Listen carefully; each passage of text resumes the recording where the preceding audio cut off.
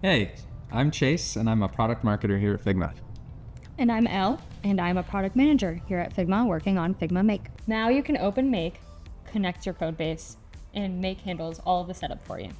It spins up a dev server in the background, previewing your actual app, and let you use it and click through screens and states. It's the same experience your users are seeing. Since this is local development, you can just get in there and start working until you're ready to create a branch and submit a PR.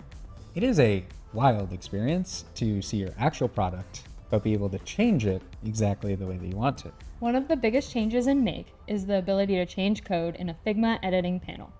If you're designing with AI, you know the pain of prompting tiny changes. Instead, you can now open up a Figma edit panel in Make. You can select elements, change their layouts, alter text, switch fonts or font sizes, and almost every other Figma style editing action. To improve prompting and make it more contextual, we now have annotations in Make. I can add annotations directly on the rendered screen, I can link a Figma frame, I can add images, and I can even speak my feedback using voice mode. And I can annotate several elements at once across different parts of the screen. And all of those annotations, plus any direct edits you've already made, get passed to the model together.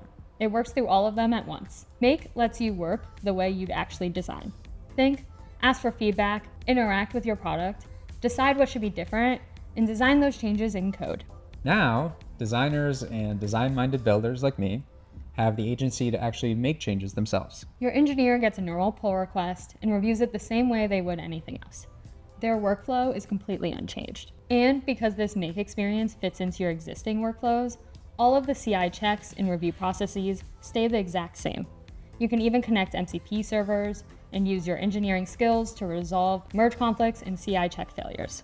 This new version of Make is gradually rolling out starting today in Figma's desktop app. We're starting with designers who are already working to ship code to production, and soon we'll be opening up access for all Figma users. Sign up for the waitlist, and once you have access, try it on something that's been bothering you. Something specific, but probably important. That's where Make really shines. We'd love to hear what you think. What works, what doesn't, what you wish it could do. That's how we're going to make it better.